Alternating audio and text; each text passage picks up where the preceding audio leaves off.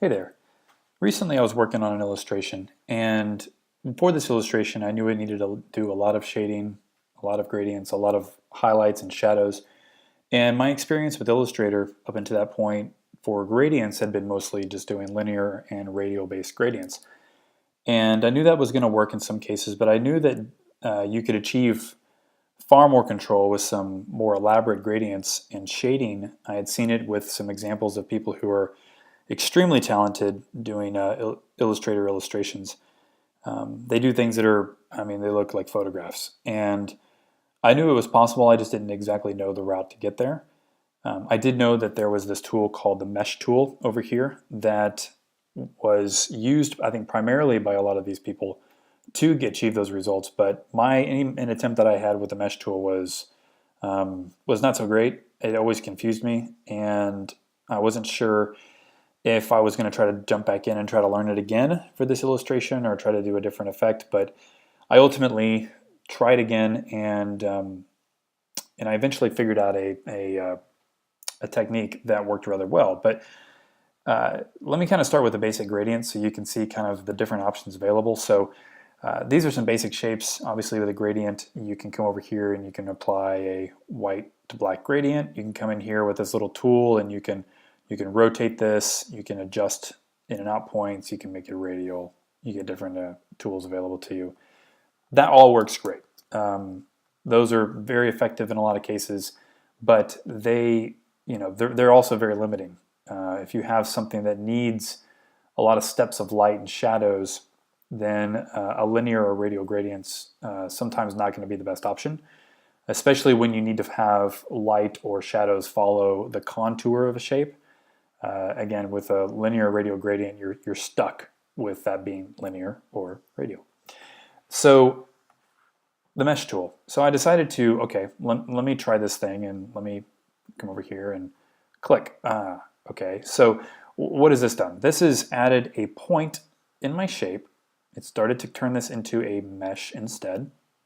And this is just an anchor point, just like any other vector anchor point on a shape. It behaves the same way. But what it's done with the mesh tools, it's created these perpendicular lines that connect not only to this point that I've started, but also to the edge of my shape. Let me change the color of this thing so you can see something other than green. How about magenta? So you can see it's created points over here, and I can grab this direct selection tool and I can adjust these anchor points, and I start seeing that they're Bezier curves, and so I can adjust the curvature of this mesh, not just the mesh itself. I can come in and I can add more lines and start building this thing out.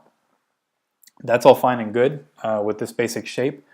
Then what you can do is you can come in and select any of these points, and it takes the base color that was already there, this green, and that's the value of this point, but then I can actually come in and adjust that color and assign a different one. And then if I zoom in, you can see what it's doing is it's blending that color into the other points around it, which are still at that base green color. So it's trying to approximate and run calculations from this orangey color to green here, green, green, green, green, all these points around it. And not only their distance, but also the curvature of this line. If I were to come in here and adjust this line and make it really bendy, then you would see that this gradient itself has a nice bend to it. So you can kind of start to understand how you're able to control the gradient through this mesh. Pretty powerful. You can also click on here and not only assign a color, but you can change the transparency of this value and put it at 50%. And so that's going to not only make that point at 50%, but everything blending out from here to here, from 50 to 100, from this orange to that green. You can have a lot of flexibility with this. So that's great. It works fine on a basic shape like a rectangle, that I can come in here and have this mesh. But if my shape was more irregular, then it starts becoming a little bit more complex to create this mesh. Let me show you over here with an oval. So I can do the same thing that I was doing by using this mesh tool, but there's another route that we can take called, it basically create gradient mesh under object up here. It's an option. If you select that, then you get a little dialog box, and it starts to build a uniform grid using your shape as kind of its initial guide. So we have this set to 4 rows, 3 columns. You can adjust these values to whatever you'd like. You can change the appearance here. All this does is this is flat. What it does is it adds a highlight, and you can have it highlight to the center, have it highlight to the edge. You can adjust the highlight itself. It's making these points in the center 100% white, and it's running a calculation that changes this green to white, not doing opacity, but actually altering the value of all those points until it reaches the white. So that may be a quick aid if you need that. I never really used it. I just use this as a way to create my base mesh. So if I set this here to maybe 3, or let's just do 2, you can see that you can actually get a little creative and have more columns than rows, and that creates more of these curved lines. It tries to follow the shape of your outer shape and try to approximate the curvature change. Does a pretty good job with that. I think it could be a little bit more accurate, but it definitely does it a lot better than you sitting here drawing all these points by hand. And now you can come in here and choose this point and maybe make this darker here, and maybe make this one a little bit darker, and we're going to make this kind of look like a watermelon just because that sounds like fun. So you can grab that point there and just kind of adjust the values. It's a lot of trial and error to kind of get the gradient, and you might want to pay attention to the values you're entering a little bit more than I'm doing right now, so that you are stepping up or down in value so that you're actually getting a proper gradient from light to dark. But that's pretty crap and pretty crude, but you can see how this line over here, if you want to create a nice cast shadow on this, it starts to follow the curvature. It looks a lot more realistic than just doing a linear or radial gradient on this. And if you really went in and spent the time tweaking this thing, then you can get something that looks really, has a nice roundness to it just by adjusting the values of this mesh. So that's great. Ovals, rectangles, pretty straightforward. If you kind of understand this, you can get pretty far in this.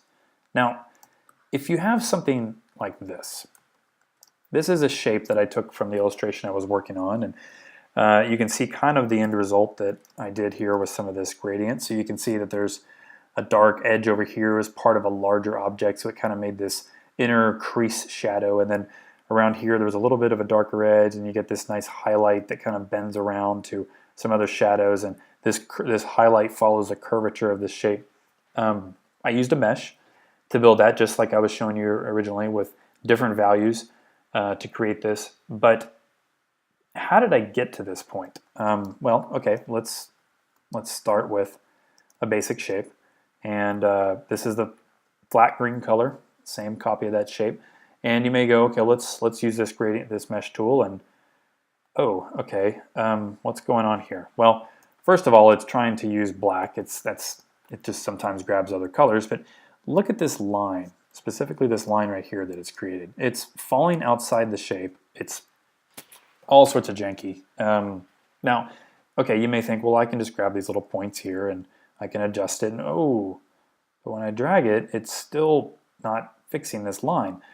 I honestly have no idea how Illustrator is drawing this based on this Bezier curve. It's just really whacked out. I don't understand this line at all. And it basically creates it in a way that I could never find a way to get this to smooth out. So that's not going to work. Okay, well, let's try creating a gradient mesh. Kind of having the same problem here. If we enter in 3 rows, 9 columns, the stuff is falling all outside the shape, and it's going to have the same problems of trying to adjust these things. They don't have any really rhyme or reason. It's kind of confusing. Does a better job, but again, things like this, it's a little weird. But it's closer. I didn't start with this either. Sometimes your shape may do a better job with that gradient mesh. Sometimes it's really whacked out. So it's very kind of unpredictable about your base shape and how well that route is going to give you a good result. So I sat down and tried to figure out, well, okay, what can I do? Because I've got to make this thing work. So I had this idea of not creating the mesh on this shape, but going back to our basic shapes where we could have a nice even mesh, start there and use this shape as a mask. Okay, so I tried that. So it depends on the size of your shape or what your shape looks like. This one is kind of almost like a squished rectangle, so I'm going to start with a rectangle. If this was more of an oblong shape, you might want to start with an oval. It's kind of trial and error based on the shape you're trying to create a mesh to. It will kind of depend on which primitive or which basic shape you want to use. But on this case, I'm going to drag and draw a rectangle. And then I'm going to set this, or actually first I'm going to apply my gradient mesh to it. And what I'm trying to do is I'm trying to give some nice curvature lines. Actually, let me show you an example of what this mesh looks like first. Because you kind of, in my head, I kind of planned out where I wanted my lines to be. So I want these lines to flow with this shape. So it kind of bends and has a nice roundness here, so it kind of gives a 3D kind of mesh look to it. So I want to have that is kind of in my mind of where how I want to create my base gradient mesh. This is too many points to start with. I usually try to start with something very basic, maybe even just a 3 by 3, or maybe even a 3 by, let me do a 3 by 2. Yeah, let's start there. So we've got that nice uniform grid, and I can come over here and set my opacity to 50% so I can see my base shape through it. And then I'm going to rotate this guy until he kind of fits over this thing, and then I can come in here and I can actually drag this guy out so that he extends beyond the base of my shape. Good. So now this is a little tedious, but you get the hang of it after a while. What I'm going to try to do is almost shrink wrap this thing to fit around this shape. This point's fine up here. I can leave that. But these guys, I'm going to start bringing these in. I'm trying to assign that there. I'm thinking of this still as kind of a four-sided shape, so I'm assigning all the points that I created. And I'm kind of thinking, okay, that's going to still be in the corner. This one's going to be down here. This one's going to be here. This one will go back to the corner, and so forth. So I'm going to bring these just kind of inside the shape. We'll clean them up in a minute. Bring this guy right on here. So we're starting to kind of shrink wrap this thing. And then it's just a matter of coming along here and tweaking the Bezier curves of this outside shape to match. Now, I'm not going to spend the time making this perfect. Obviously, if this was a real project that I'm working on here, then I would want to spend the time really making this nicely conform to this base shape. But this will work just fine for now. It's in here. All I'm doing is just adjusting these guys to be a little bit more straight. Remove the curvature of that. Just bring that along here. Put that in the middle. That's fine. Bring this guy around here. And I'm letting my mesh extend beyond my base shape. That's important because I'm going to use my base shape as a mask eventually. But this kind of bleeds out of the edge. But you don't want to go too far because you will be assigning colors to the edges here, and you want those to, if you want those to be part of your base shape, then you should put it kind of close to it, just as long as it's outside.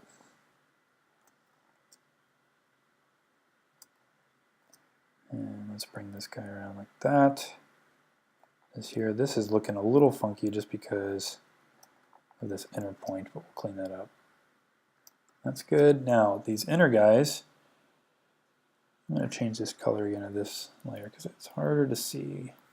That might be a little bit better. For this now, I'm going to try to match these lines up as best as I can with each other. So these points are kind of part of the same path, so I want them to be relatively in the same area on my shape.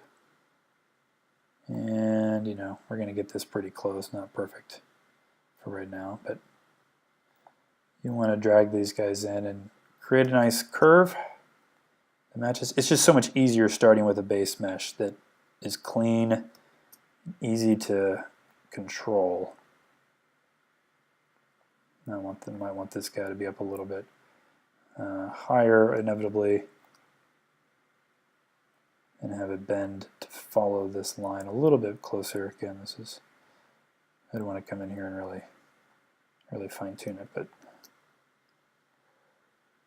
bring that in here and bring this guy up.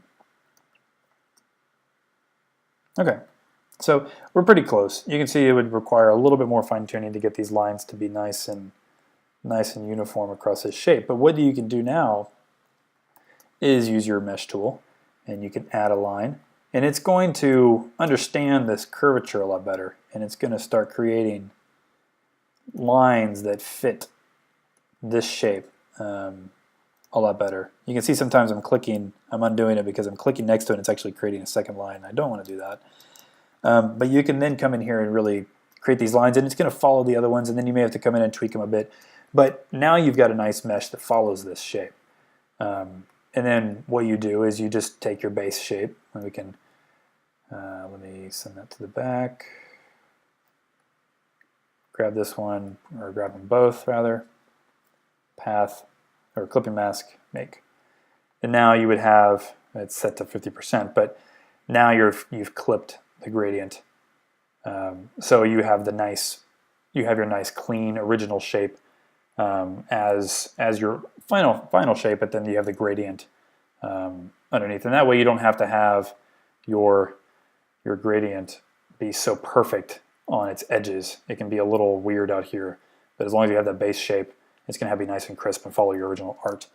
So that's essentially what I did there to create this effect. Now, one other tip I would add is to get these gradations of color. You could make this one gradient, and you could use green, and you could assign different green values and make all this in one mesh. Now, that's fine, except if you wanted to change the color of this thing, you'd have to change the color of every single one of those things, and not only the color, but the variance of that color. And that can get really tricky if you kind of didn't start from the same thing. You'd almost have to kind of wipe out your gradient and start over, potentially. So instead of using one mesh, I've actually got two here, because what I've got is I've got a base layer, which is our green, and then I add shadows, which are just, I click into this, black values at different levels of opacity. So there's 20%, there's 50%, and it goes out here to 60%. And so if you're just using black, and then I got the same thing for highlights, is just set to white, and I've got different levels of white. I just copied that same mesh, reset all the points, and then started with white, and change the opacity on it to where I wanted to add highlights. So now if I want to select my base color, I can easily change it, and it's going to update based on the gradients that are on top. And I've actually got these set to different levels of blending. So if you click into the shadows, it's set to multiply. The highlights are set to screen. You can play around with that. You can change the transparency of them, of those actual whole meshes itself if you want, and get a lot of flexibility there.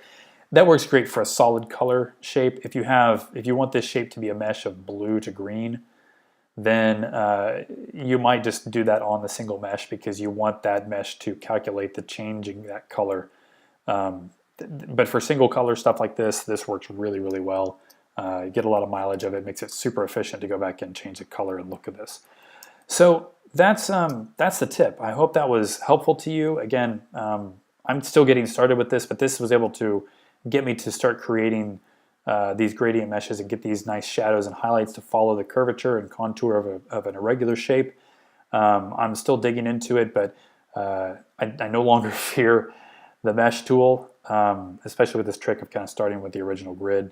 Again, use object, create gradient mesh to kind of help you get started, and just give yourself some time to get in there and settle in and really create that nice mesh. And you can really create some really strong effects. So I hope that was helpful. Thanks.